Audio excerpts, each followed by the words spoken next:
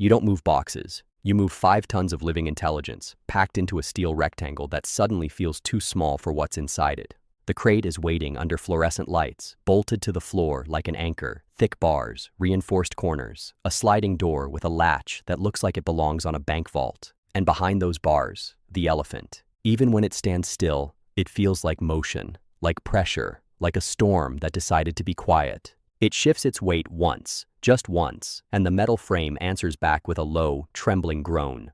You check the paperwork in your hands, but it barely feels real. Serial numbers, weights, route codes, sedation protocol, temperature thresholds. It's all clean, organized, and still it doesn't capture the truth. One mistake here is not a delay, it's a tragedy. The veterinarian confirms the sedative dose, enough to keep panic down, not enough to suppress breathing, not enough to invite collapse. You watch the elephant's eye, dark, patient, not angry, not calm either, just aware. You think about the distance ahead, borders, cargo holds, pressure changes, noise, heat, cold, and you realize something immediately. This isn't transportation, this is custody. The first border isn't dramatic in the way movies promise. It's more dangerous than that. It's slow, a line, a checkpoint, a building that smells like coffee and printer ink, people behind glass who have never stood close enough to an elephant to feel their chest vibrate when it exhales. You roll in with official escorts, clearance letters, stamped permits, and still, you can feel the entire operation tighten the moment someone says, "Just a minute," because just a minute is how problems begin. The crate sits on the truck bed. The elephant inside can't see the bureaucracy. It only feels the vibration stop. The air change, the human rhythm shift from movement to waiting. You watch its trunk test the air like it's reading a language you can't. A customs officer approaches like it's a normal cargo inspection. You step forward quickly, polite, controlled. You explain the rules. No sudden noises, no flash photography, no crowding the crate, no banging on metal to get a response. He nods, but you can tell he's thinking about regulations, not biology. Someone asks for a document you already provided. Someone else asks for it again, this time in a different format. And your mind does that parent thing, that survival thing. You start calculating. How long can the interior crate temperature hold steady? How fast does stress raise body heat? How quickly does stress override sedation? You don't say any of this out loud. Out loud you say, "We need to keep moving." Inside you're thinking, if this becomes a delay, the animal pays first. A stamp finally hits paper. A gate finally lifts. The truck rolls forward again, and you feel relief in your ribs like oxygen returning, because the border didn't kill the mission. But it reminded you, the animal is not the only thing being transported. Your responsibility is crossing too. Then comes the cargo hold. The aircraft belly is colder than people imagine. Metal and air and echo. The kind of space where sound doesn't soften, it rebounds. The crate is moved with machinery built for heavy freight, but the elephant is not freight. Not emotionally, not neurologically. You watch every angle as it's loaded. You watch the straps tighten. You watch the floor markings. You watch clearance by centimeters. 5 tons doesn't forgive sloppy math. When the crate locks into position, the entire plane feels like it's acknowledging a new center of gravity. You run through your checklist again.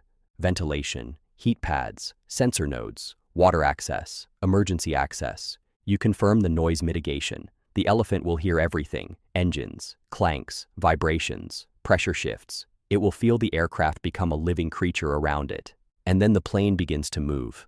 Taxiing, slow, rolling momentum. The crate vibrates, the elephant shifts. Sedation keeps the panic from exploding, but it doesn't erase discomfort. You stare at the temperature display like it's a heartbeat.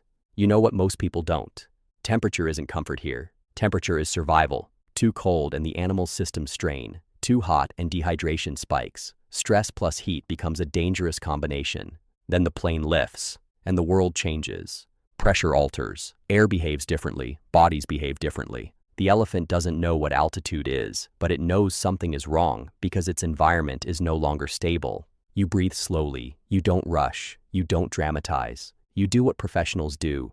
You watch, you measure, you prepare, because this is the part where the mission stops being paperwork and becomes physics.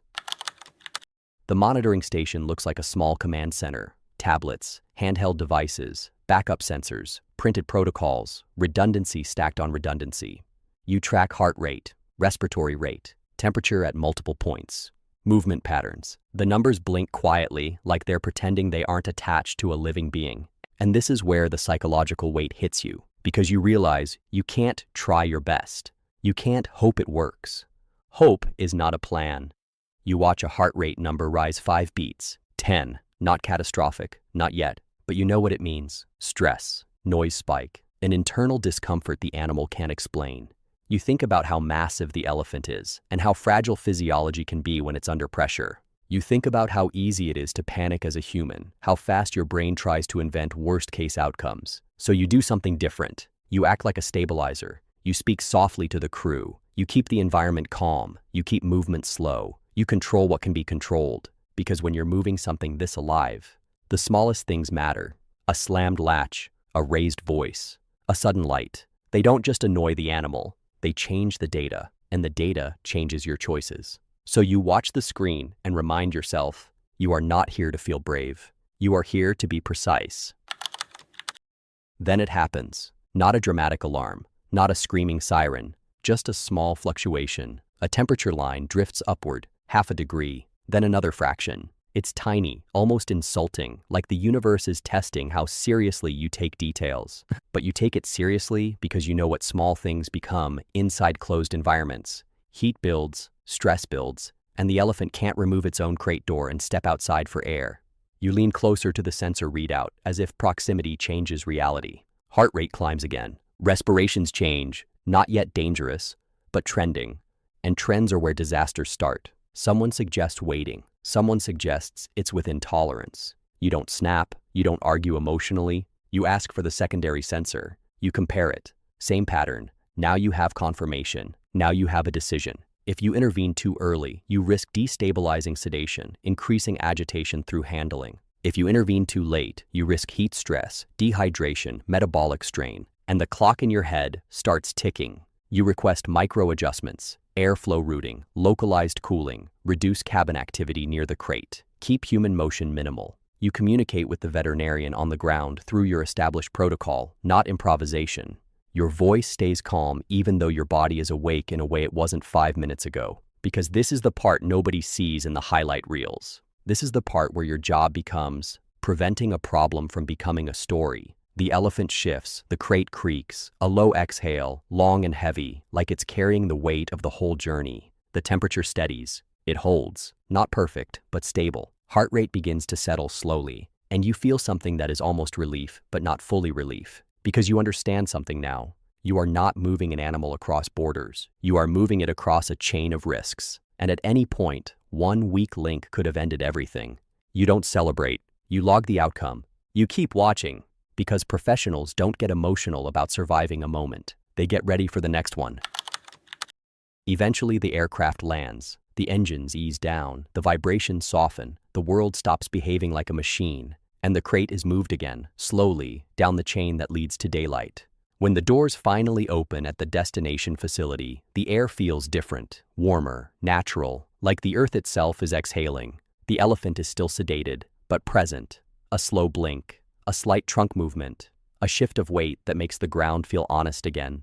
You watch the first step. It's not cinematic. It's real. A massive foot touches down, and you realize the entire journey was balanced on thousands of details that most people will never think about.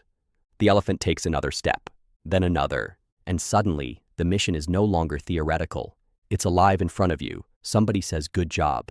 You nod, but inside, you're quieter. Because moving a giant safely doesn't make you feel powerful. It makes you feel humble. You didn't conquer anything. You just protected something through precision, patience, and calm under pressure. And as the elephant disappears into the new space, you feel the strange truth of this job. You carry the weight of something enormous, so it can walk away like it was always free.